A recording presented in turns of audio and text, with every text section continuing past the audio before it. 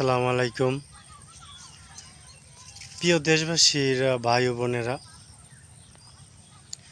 দুঃখের সাথে বলতেছি যে আমার ফেসবুকের কন্টেন্ট মনিটর যে সেটআপটা আরও 2টা অপশন ফেসবুকে নাই।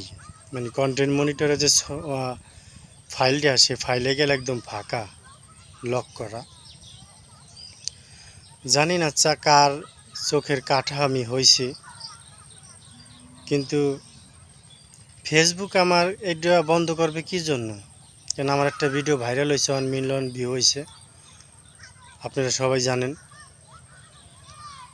কিন্তু যে কোনো আমার মনে ধারণা যে কোনো একজনে করছে এগুলা, জানি না যে তার কি ক্ষতি করছে। অনেক কষ্ট লাগতেছে, দুঃখ লাগতেছে যে অনেক কষ্ট করে ভিডিও বানাইছি, ছাড়ছি, একটা আশা, কিন্তু সেই আশা ভাঙে আজকে অনেক ব্যথা, মানে মনে অনেক ব্যথা, কষ্ট পাইছি আমি।